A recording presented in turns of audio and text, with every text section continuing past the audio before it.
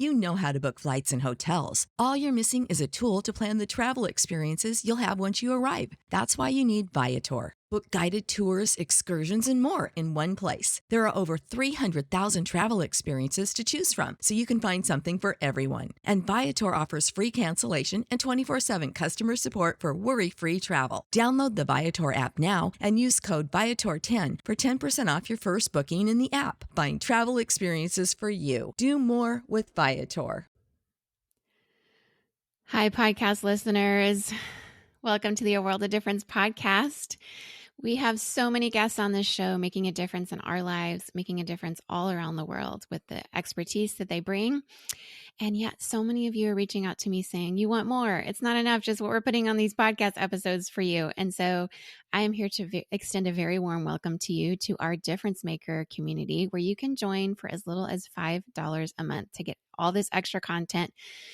Out the gate, you're going to get 30 plus minisodes of exclusive content not available for the regular podcast listeners, and an exclusive minisode every month. And you'll get exclusive voting power to help us pick podcast topics and more. And that's at our Changers tier. There's 3 different main tiers and then an extra larger tier. But whatever tier that you join at, you will be included in this extra content.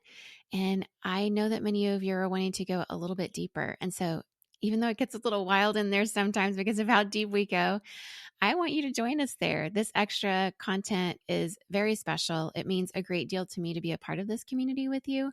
And I would love to just exchange ideas or perspectives that you have around these different episodes.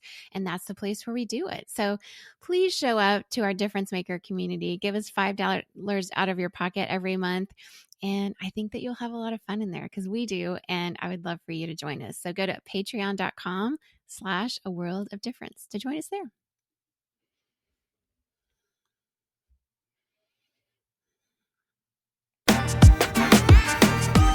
Welcome to the A World of Difference podcast. I'm Lori Adams Brown, and this is a podcast for those who are different and want to make a difference. Today, we are talking about communication, and we have a very special guest on the show today, Brenden Kumarasamy. Brenden is the founder of MasterTalk, and he coaches ambitious executives and entrepreneurs to become top 1% communicators in their industry. He has a very popular YouTube channel called MasterTalk, and the goal is to provide free access to communication tools for everyone in the world. Now, you may be wondering why we're having Brenden on during Women's History Month. Well, he is a champion of women and girls, and part of what he does, you'll hear about that in his episode today.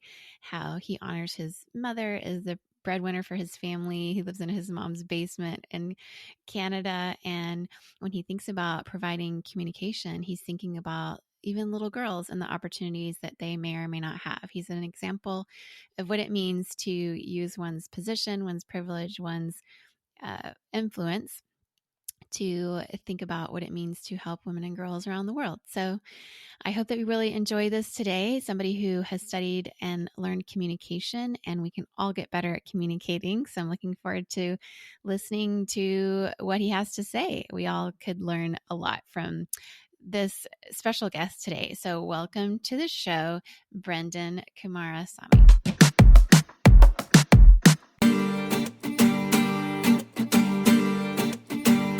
Hello, Brenden.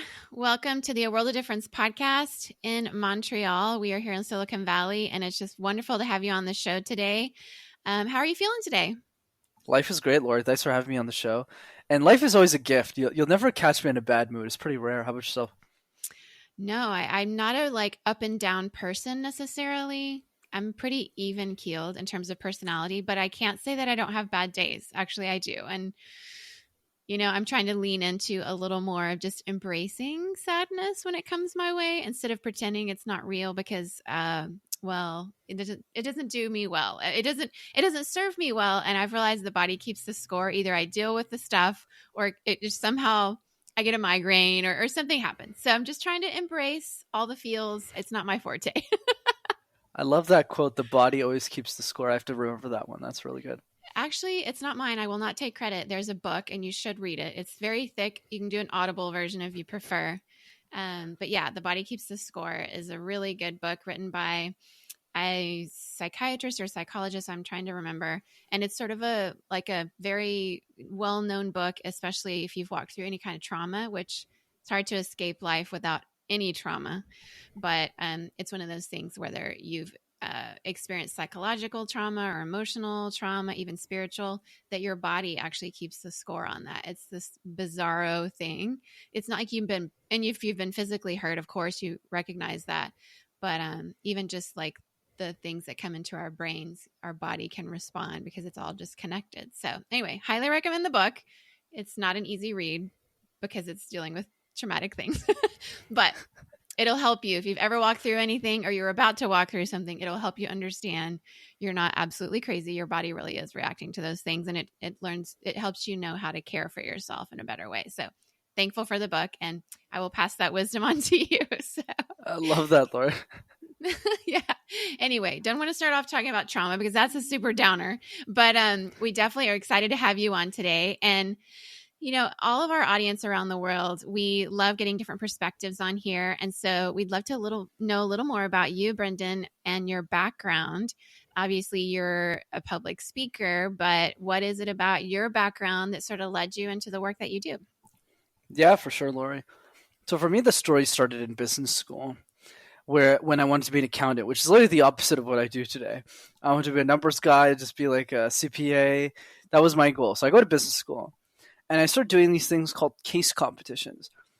Think of it like professional sports, but for nerds. So while the guys my age were playing like football or rugby or baseball, I wasn't really one of those guys. I did presentations competitively, Lori. That's how I learned how to speak. But then as I got older, I started coaching all the other students on how to communicate and convey ideas. And I accidentally got really good at coaching other people on how to speak. So then a few years later, I had the idea for the YouTube channel because I felt, oh, well, nobody really has access to this information for free. So I started making videos in my mom's basement. I called it MasterTalk. And then a few years later, it turned to something I never could have imagined. In Silicon Valley, we have a lot of things that were born in garages. And I think more recently, even mom's basements. So shout out to all the moms for letting your sons and daughters hang out in the basement to be creatives. It's used to be this kind of shameful thing, but I mean, I don't know what your property value is like in Montreal, but ours is very expensive. And so, letting your kids hang out a little longer to be creative and start their career in an unusual way is not always a bad thing. So shout out to your mom. What's your mom's name?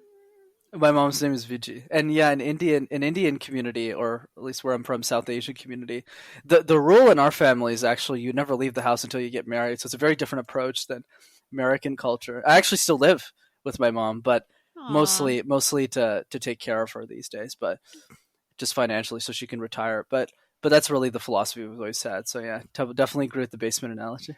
Love it. No, it's so true. My family lived in Asia for 20 years, in Indonesia 10 years, in Singapore 10 years. And that was so common. My husband actually grew up in Thailand. He went to international school, Bangkok.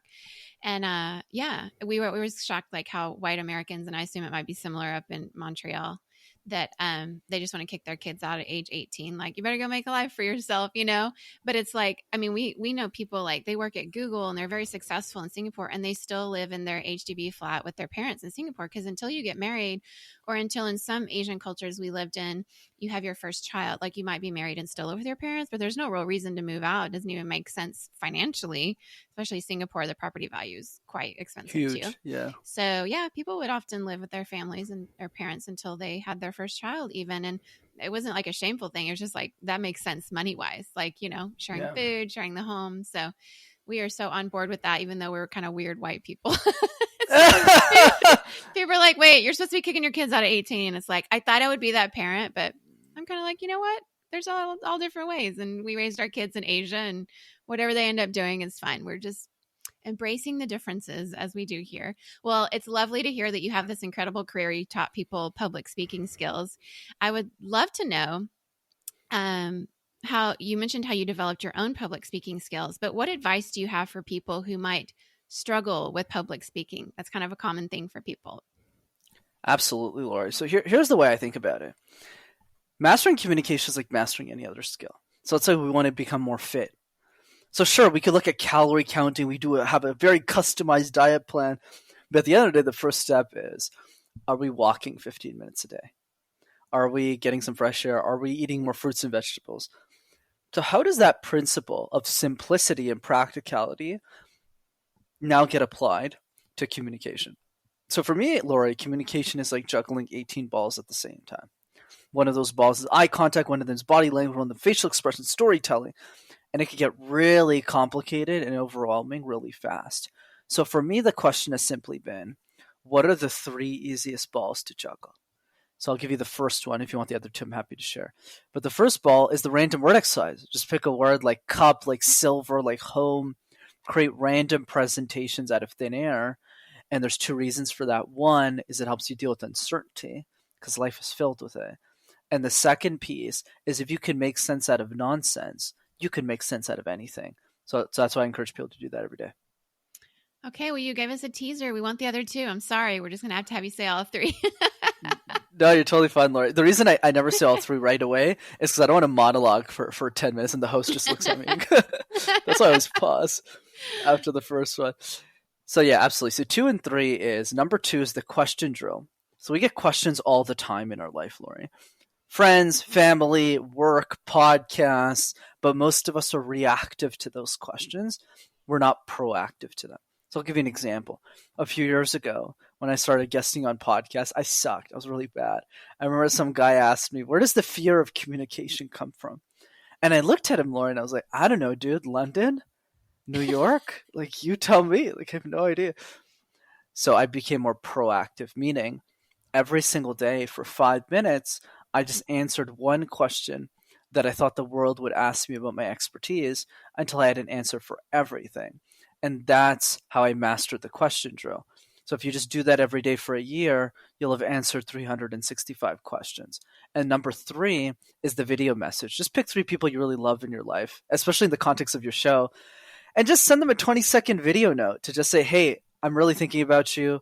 I love the impact you created in my life. I hope you're having a beautiful day. And if you just do that 3 times a day for a year, you'll have changed the lives of 1,000 people, and you'll be a lot better on camera too. So there you go. Ooh, those are really unique and wonderful tips. Thank you. Very practical. Everybody can do those things. You know, there's a lot of people that listen to this podcast that are doing all kinds of things all around the world. We have people working in business, nonprofit, government, education, faith-based spaces, all kinds of situations around the world. But a lot of people that listen, they themselves are doing presentations or speeches. How do you personally recommend people prepare for a presentation or a speech?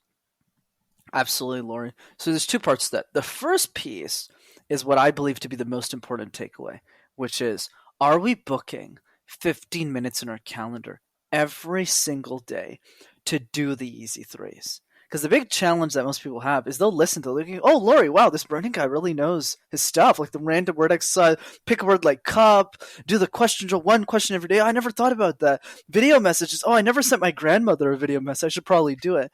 But then they don't do any of the exercises. So they don't get better. That's why for me, ball number 4 is the best way to speak is to speak. So I encourage you every day to do this. And for those of you who think you don't have time, remember, everybody showers every day, hopefully. That's what I'm hoping anyway for your audience. Right? You got 15 minutes there. Just do it, right? And that's how you get the result. So now let's tackle ball number 5, which is your question around speech preparation. So there's an exercise I teach, Lori, called jigsaw puzzles. So obviously we know what a jigsaw puzzle is, those pieces that we used to play as kids. So the question for you, Lori, and it's not a trick question by any means, is when you work on a jigsaw puzzle, 500 pieces, 700 pieces, 1,000 pieces, which pieces do you start with first and why? You start with the easiest ones, because once you get those, then you can figure out the harder ones. Absolutely, correct, right? So the easiest ones are the ones we work on. And in the context of puzzles, that's the edges. Mm-hmm. And the reason is because they're easy to find the box, right? They got the little edge to the put around, work your way into the middle. So now the question becomes, why don't we apply that frame, that logic that we just talked about in presentations? Because most of us, what we do is we shove a bunch of content in our presentation. We get there, we ramble throughout the whole thing, and the last slide sounds something like this. Yeah, so thanks. Instead, right, what you want to do is practice the edges. Do the introduction 20 times, 25 times, like a jigsaw puzzle. So just do the intro, which only takes a minute or two, so 30 minutes. Same thing for the conclusion, 25 times for the close. And then, because what's a great movie with the terrible ending? Terrible movie, right? So then we go to the close, and then we tackle the middle. Nice. Yeah, like a puzzle. It's so similar. It's very good advice. So, can you walk us through, like, if you were going to prepare maybe a speech on a TEDx stage? We have people that listen that have already done these, or maybe preparing to do one.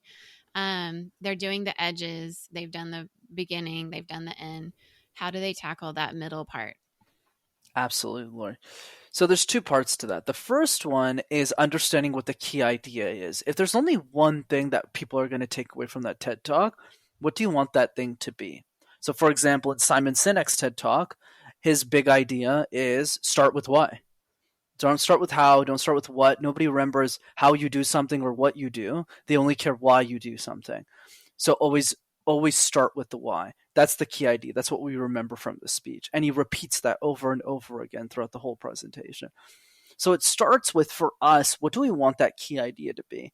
And the best way to figure that out is to literally write out 15 or 20 different key ideas of what we think it is. It's a messy process, right? There's no silver bullet here. Because after we finish puzzle, then we tackle the messy middle. And then what happens is we circle one of them, and that becomes our key idea. So that's one piece. The other piece now becomes, what do we do for the rest of the middle? To keep things really simple today, Lauren, all we have to do is what I call 3 to defend. So 3 to defend just means, what are 3 things that we can talk about in this presentation that helps prove out our key idea, where people at the end of our presentation do 3 things, and during the presentation. They'll listen to our ideas, they'll take action on those ideas, and they'll share their ideas with other people. Let me give you an example of what I mean. If I just wanted people to listen to my ideas, when you asked me the question around speech structure, I would have just answered it. But since my goal is to get people to take action with the ideas, which then eventually leads them to share it, notice how I took a pause in the conversation and I said, are you guys booking 15 minutes in your calendar to actually do this? And the person's like, oh no, I'm like taking notes. I need to actually implement this. So a couple of people who are listening to this book time their calendar, they'll do the random word exercise, let's say their 7-year-old kid, and they'll start telling other families about the exercise. That's how ideas spread. Whereas a lot of people, when we create a presentation, we just focus on point number 1, which is what am I going to say, versus how is that message actually reacting and affecting people. And then the last piece to that is split testing. There's no silver bullet here. Essentially what you want to do is you want to try a story, you want to try an analogy, you want to try a metaphor, you want to try a statistic, and see what works best. I'll give you one easy example. For me, my big thesis every time I appear on a podcast, every time I'm on a stage, is just to inspire people to believe that they can be a great speaker. That's it. And there's so many things I've tried statistics, the fear of death is closer to the fear of speaking. I've tried all of this. And you know the one that works the best is my own story. You know, I grew up in a city in Montreal where I didn't even know how to speak the language, because you need to know how to speak French in Montreal. So I grew up speaking a language I didn't know. I have a crooked left arm, a physical disability in my left arm whenever I speak. And actually, even outside of when I speak, I just have one. And right. I studied a subject that has nothing to do with speaking. So that it's not that I knew that was the answer. Sorry if I'm being long-winded. It's just the point of how to get there. No, not at all. Right. It's about saying, I tried 75 other things, and then that story resonated because the audience would always go, oh, my second language is English. If you could do it, I could totally do it too. So there you go. That is inspiring. You know, it's very consistent with this podcast. We're often talking about, and I've said this in multiple interviews with multiple people all around the world, the narrative method is very powerful. In fact, we had a woman who started a company called The Narrative Method on the podcast, and she has these little conversation cards that she sent to me. My husband's a marriage and family therapist, and he's leaning into narrative method for trauma therapy with people. And I myself worked in Indonesia in the big tsunami and earthquake that was there in 2004. And it was just basically letting people tell their stories is how people heal from a traumatic event. And so even when I was being coached in a career change, my career coach said, in an interview, you want to have some stories you can tell, because there's like, what, 7 stories out there in the world or something like that. And we all relate to whatever story we're hearing. And it is a hugely powerful motivator, which is why we love movies and we love books with story. So honestly, it's not a shock as to why this works. And that's like you said, there's no silver bullet, but story is something we remember and we resonate with, which is why I love podcasting, because we can hear people's stories. So thank you for sharing yours. You've mentioned basically, this MasterTalk that you kind of developed in your mom's basement, and now you're doing this as a career, and you believe everybody should have a MasterTalk. Can you explain kind of what that is? Like, how could everybody develop something like that on their own, and why is it important? Yeah, for sure, Lori. So for me, the mission of what I do is I believe the next Elon Musk is a 7-year-old girl who can't afford a communication coach. So that's why it's really important for me to become this generation's Dale Carnegie and democratize the information around speaking in a way Dale couldn't when he was alive. So obviously, for context, when Dale, the guy who wrote How to Win Friends and Influence People, because of the era he was alive in, he couldn't really guest on a podcast. He couldn't go on a YouTube channel. We actually don't even know what he sounds like. So because of that, it's hard for somebody later to then learn how to speak from somebody who we can't hear speak anymore. So I have this interesting opportunity in my life where I learned the trick of the trade really young. I started developing expertise really quickly, and I get that opportunity to hopefully, I guess we'll see how things play out, to share that information with everyone in the world at scale. So that's the mission. In terms of why communication is important for everyone, here's the way that I think about it, Lori. For me, communication is not speaking at TED. It's not going on a big stage and presenting. That's one component of it for sure. But for me, it's every moment of your life. It's the way you talk to your family. It's the way you raise your children. It's the way that you make new friends. It's every little moment of your life. And when we realize communication improves the quality of one's life, we get better at it. That's why the question that I always ask people to think of is, how would your life change if you were an exceptional communicator?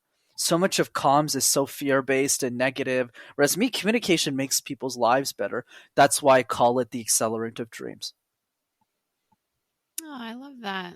So beautiful. And when your vision, I'd read that about a 7-year-old, the next Elon Musk, although we hope she's not an Elon Musk, because around here, I'm sorry if Elon Musk is listening to this podcast, although I highly doubt it, he's not very loved around here in the Bay Area. A lot of people quit Twitter, and the job I had last year before I'm in the current one is near Tesla. And, people aren't super happy to work there. Let's hope that next Elon Musk is a poor 7-year-old girl. But anyway, let's hope she's a little nicer. Right? Yeah, we hope she's as inventive, but like a little nicer to her employees, a little more humane. For sure. But anyway, Absolutely. That book, How to Win Friends and Influence People, my daughter, when she was a 12-year-old girl, bought that book. COVID had just been going a few months. We were still in shutdown. And it was 2020. We made a road trip up to Portland, Oregon, and there's a big bookstore called Powell's Bookstore, and it's a very famous used bookstore that's a whole city block. And they had, quotas of people that could be inside, masked and everything. And we told our kids, you can all go in and get 2 books. And that's one of the books she came out of there with, is How to Win Friends and Influence People. She could not afford a career coach at the time, or any kind of coach. that book, yes. So I hope she does not turn into Elon Musk, but but I do hope that she has the same, and I think she is, as innovative. So all the 7-year-old girls that may or may not be listening to this, we believe in you. And if your parents are listening to this, we hope they're inspired to see the potential in you too, through everything Brenden's sharing. I want to ask you this. I'm curious to know, what do you think are the most important qualities for a really good public speaker? For sure, Lori. So a good way of explaining this, going back to the 18-ball analogy, is somebody who can juggle all 18 balls effectively. That's probably the easiest way of answering that question, in the sense that that person practices uncertainty a lot more effectively than others. They've done the random word exercise a lot. They send a bunch of video messages. So they're a lot better at speaking on camera. And then all of these skills start to stack on top of each other. Right, balls 5 to 10 is like ums and ahs, getting rid of those. Eye contact, vocal tones. And then when you get to 18, let's say towards the end, is more like storytelling, right, where you put it all together and you tell great stories. But the general idea, I would say the trait that separated the best in the world from everyone else, though, from a practice perspective, is that generally speaking, the best communicators usually speak on one or two topics. That's how they get good so quickly, because there's so many different nuances to communication. Let's say we take a Tony Robbins, a Brene Brown, like they're great examples of this, where they're always speaking on the same topic all the time. So because of that, they're able to juggle those balls a lot more effectively than the rest of us, because the rest of us have to keep switching presentations. Like in school, we got English, we got math, we got science, so we're always presenting different things. And then we're at work, our projects are changing, our mandates are changing. So the secret is really find a repeatable process, a repeatable presentation. So if you're an executive, it might not be at work, maybe it's at a pro bono initiative that you do for little kids, right? Because you love teaching them project management on the weekend. That's one. If you're the CEO of a business, obviously it's your own company. But when you find that repeatable presentation, it's a lot easier for you to keep reiterating it for progress. Yeah, that's very insightful, and it resonates with any of us who have done speaking. It's certainly much easier to talk about the same topic over and over again. Your brain can get really good at it, and but when you're switching all the time, that's much more. Yeah, it takes a lot more work, and it's not as smooth all the time, is it? That's really insightful. I want to switch a little bit here just to talk about building MasterTalk and that process. We have entrepreneurs that have been on the show. We have many that listen, both business entrepreneurs or people who are starting nonprofits, starting all kinds of projects or initiatives around the world. And so I'd love for you to talk about some of the biggest challenges that you face in building MasterTalk and how you kind of overcame them. Yeah, for sure. I mean, we could do a whole podcast on this, but I'll give you kind of the main two or three. So one was definitely ageism. I had definitely a lot of struggle closing a lot of vice presidents and people who had the money to afford, let's say, a coach, to get them to trust me over somebody who might be 20, 30 years older than me. So that's a challenge I had earlier. I'll just list them all out. The second one was the stubbornness of distributing the media content. So I had a stupid idea that we can talk about how I sent 50,000 emails to university professors. I'll tell you why that was a terrible idea. That's the second one. And then the third one was just ignorance. I didn't really understand what business was. And luckily, I found the right mentor who kind of guided me through that. So let's go through the three. So the biggest challenge, of course, was ageism. How do I close deals at the time when I was 22 and 23 to get executives to trust me? Of course, now that's not a big challenge anymore because most of my business today is word of mouth. In communication coaching, I'm lucky where if you work with someone and they communicate better, people ask them, like, what happened to you? Like, you're like a legend at communicate. And then they point to me and they go, what, this guy? Really? And they go, yeah, absolutely. So that's not a problem later. It was a problem earlier. So how did I fix that? The way that I fixed that was by selling B2C, not B2B. So if you're on the younger side and you could build a B2C business, usually speaking, I would opt for that, especially in coaching. I'll tell you why. Because if you go to B2B, you have to convince the company, the board, the L&D department that you're the right person for the job. There's so many hoops you got to jump through, so many sponsors you need. So that's a tough game to win. You could still win, but it's tough. B2C, I just need to convince the executive in front of me to buy into me. And that was actually not as hard as people think, because a lot of my first clients, they were people who had worked with coaches in the past and didn't get the result. So when I came, they said, why are you any different, especially given your age? I just told them, and this goes back to Alex Hormozzi's point, give them an offer that's so good that they can't say no. So I just said, I'll just coach you for 2 hours for free, and then you tell me if I'm worth my salt. So that's how I built the book, and then obviously word of mouth spread. So that's one. The second bottleneck was me being stubborn around these 50,000 emails. So I'll tell you my brilliant idea. For those who haven't caught on, I'm super sarcastic right now, which is I was thinking, okay, I'm making these videos, and I didn't have them in university. So now that I'm out of university, why don't I just share them with university professors and then they just share it with their students? And it's just unlimited distribution because they'll just share it with the new students that they keep teaching. Sounds good on paper. But in practice, it was a horrible idea because every time I'd send them cold emails, they would spit in my face. They'd be like, you're young. You don't know what you're talking about. I don't care about your videos. I don't care about you. I don't even know who you are. And I got met with a lot of resistance. But the mistake that I made, the lesson, was don't be stubborn in your own strategy. I should have stopped after 500 emails. Why did I keep going for 50,000? Versus, by the way, a podcast host, which is a demographic I didn't understand at the time. The podcast host is always looking for new guests, always interested in new ideas that are fresh, and is personally incentivized to be a better communicator because they want to show up better for their audience. Like, duh, but that makes so much better, more sense. And then the third challenge was just ignorance.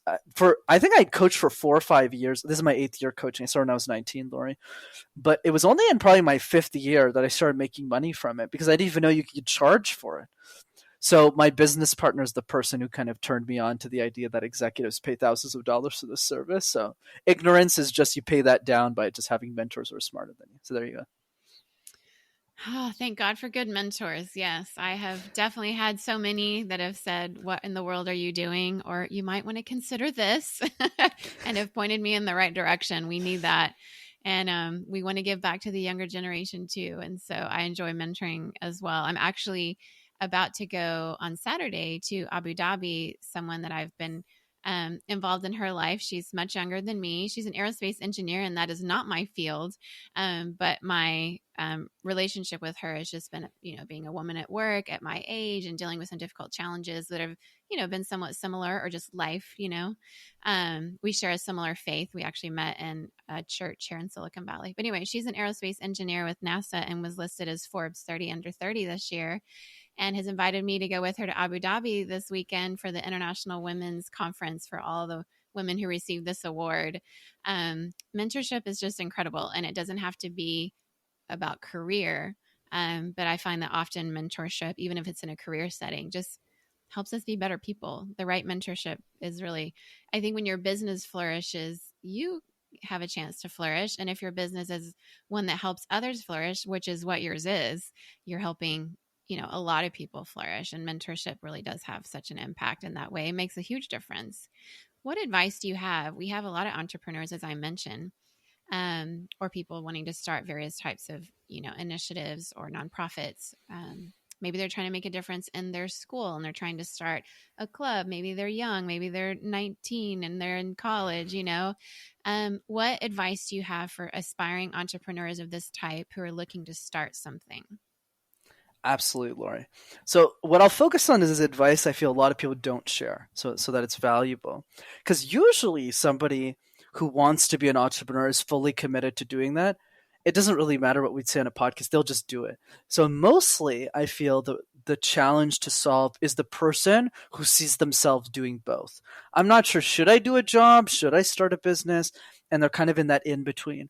So here's the advice that I actually implemented in my life, because I think I'm more of a majority case where it's not like I'm the burn all ships and I kind of jumped head first and I parachuted. I took a very different approach to entrepreneurship because I was allergic to it. I actually never saw myself as a business owner. I believe there's 2 types of owners. The first one is the born entrepreneur. Somebody who's just, it's in their blood. Like their parents are entrepreneurs. This is what they want to do. It's what they've always wanted to do.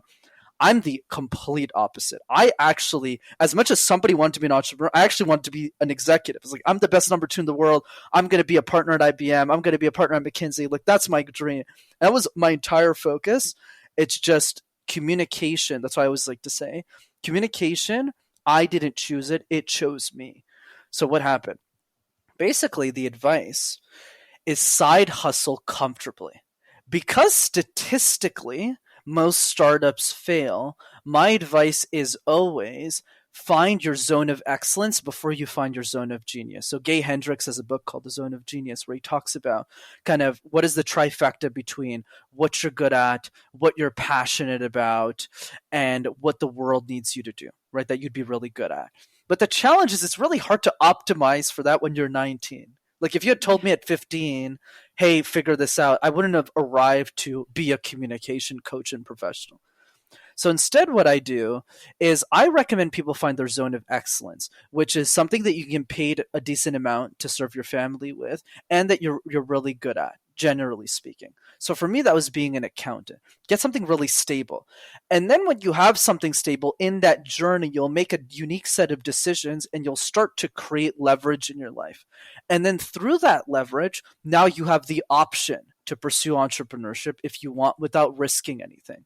So what happened with me was I got a great 6-figure job at IBM, worked there full time, saved like 90% of my money because like we discussed earlier, I live with my mom, right? So we're all paying the same mortgage. And then I gained a lot of leverage And then I had the idea for MasterTalk. Somebody told me I could do coaching full time. Oh, let me hustle this on the weekend while I'm making good money. And then I just kept hustling until I'd replaced probably 40% of my income. I had clients and I had a clear plan to replace the rest of my income because I was the only breadwinner when I quit my corporate job because I provide for my mom and my sister. So I didn't want to quit until I was secure. So that's the advice I would share. Man, that is spot on. I just think that's such a great plan. And I've heard that advice from more than one person. Obviously, being a podcast host and going to podcast conferences like PodFest and Podcast Movement Evolutions and that type of thing, I meet a lot of people where podcasting is a side hustle and is often connected to business or speaking and that kind of thing.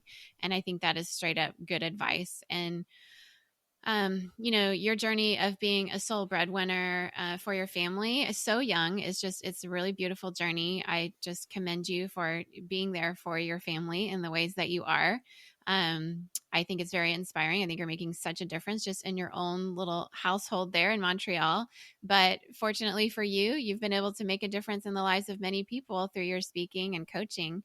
And I would love to just let you have a chance to let people know where they could find you and how they could reach out to you if they're looking for coaching.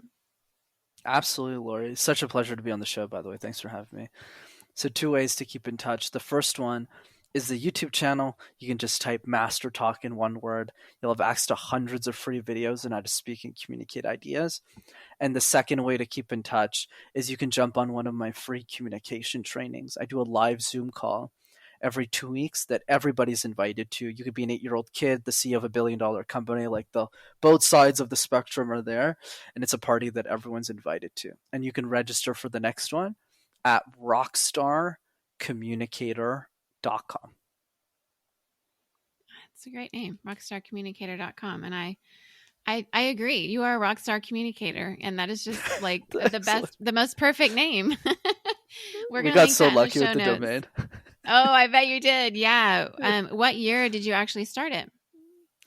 The website, we got it, I think 2 years ago. I've been doing the channel for probably 4, coaching for 8, but the domain, my business partner Vamsi was amazing. He's my 50-50 partner, and he's the guy who has more wisdom than I do, and he kind of helps me on the business side. He found rockstarcommunicator.com for like $10 a year. We're like, wow, this is oh my gosh. Deal. Wow. I love it. So much about the entrepreneur journey is just having little moments of just lift like that. You can't predict those, you can't plan for them, but they're wonderful when they happen. And I'm so glad you have a great relationship with your business partner.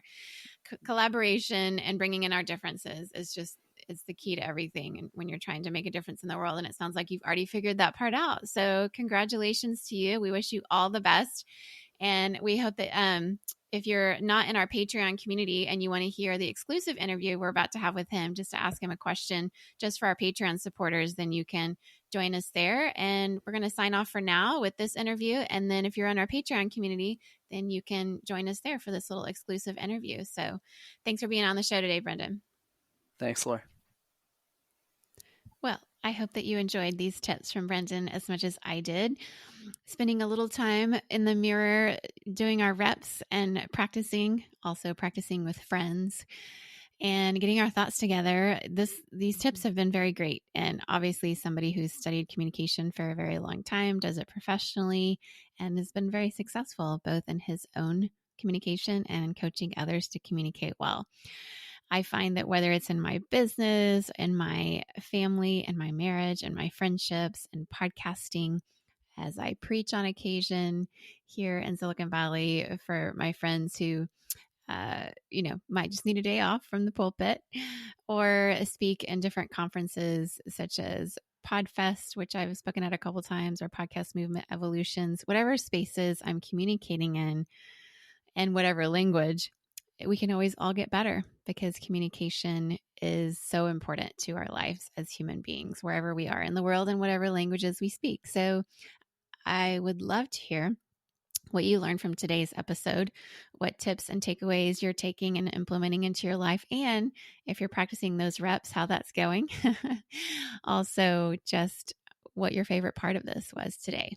And we'll be discussing all that in the extra clip we're going to have in our Patreon community. So you are very warmly welcome to join us there, where we dig a little deeper into each episode with our exclusive interviews with each of our guests. So would love to have you there discussing what we talked about today and going a little deeper with Brenden and wondering how communication is getting better for each of you.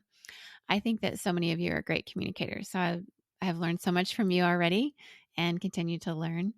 And so grateful Brenden was on the show today to give us his expert tips. Check out his YouTube channel. We're going to link everything in the show notes for you to check out all he has to offer to help us get better communication. And all the way from Canada, from his mom's basement. I love it. It's so great. If any of you are working from your mom's basements, also let us know that. Join our Patreon community. We'd love to have you and hear your perspective on what kind of work you're doing and how that's going. In the meantime, if you have a mom who's still alive, go out there and give her a high five, a hug, a besito on the cheek, whatever's appropriate in your culture. And moms are so special. Not just in Women's History Month, but all months of the year, because we are so indebted to all that they have done for us, carrying us in their bodies for so many months, giving us the nutrition that we need and the emotional nurturing we need. Many of your moms out there have homeschooled you and are currently involved in your lives as adults, helping to coach you in this human life that we all live around the world. So if you're a mom out there and you have a son living in your basement doing great career work, thank you for supporting your child even into their adult years. There's so many ways to raise children, to be a parent in so many cultures. We have a variety of expressions of it. I was so glad to have Brenden on the show today, sharing a little bit about his up there in Canada. And yeah, I think that all of you are going to get something out of this episode that's especially unique to you from your own perspective. So would love to hear what you got out of it and how it's helping you where you are to make a difference. And as always, keep making a difference wherever you are.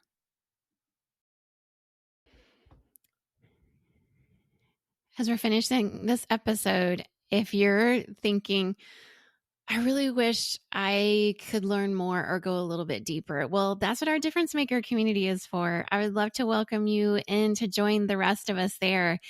Once again, it's only $5 a month to join, the price of a latte at your local coffee shop. You can join at our Changers tier. Difference Makers is a community that really means so much to me. It's very special because each time I have a guest on the show, I record something outside of what we give to just the regular podcast audience, where we go a little bit deeper. And then I post those video episodes in this community and we can discuss them. But also at the very beginning tier, which is our Changers tier of this community, you'll get exclusive voting power and help pick podcast topics that give us, more of what we want from your perspective. You'll have access to exclusive 30 plus mini-sodes that aren't out there for the general public. And you'll get every month an exclusive monthly bonus mini-sode. At our Groundbreakers level, which is $10 a month, you can join and get all of that, but also priority access to submit questions to the podcast. And you'll get an additional 2 exclusive monthly bonus mini-sodes. And at our Trailblazers tier, which is $15 a month, the price of 3 lattes a month, you can get all of that, plus also 3 exclusive monthly bonus minisodes, and a patron shout out. So I would love for you to join us at any of those tiers. It'll help you come into this community, be in the midst of all of us, other difference makers, and we'd love to hear your perspective. I certainly would. It's a place to engage more with me and the audience around what you like, what you're resonating with, and once again, go deeper with each of our guests. So please join us in this membership community. I would love to hear your perspective and love to share this extra content with you. So show up at patreon.com/aworldofdifference. You know how to book flights and hotels. All you're missing is a tool to plan the travel experiences you'll have once you arrive. That's why you need Viator. Book guided tours, excursions, and more in one place. There are over 300,000 travel experiences to choose from, so you can find something for everyone. And Viator offers free cancellation and 24/7 customer support for worry-free travel. Download the Viator app now and use code Viator10 for 10% off your first booking in the app. Find travel experiences for you. Do more with Viator.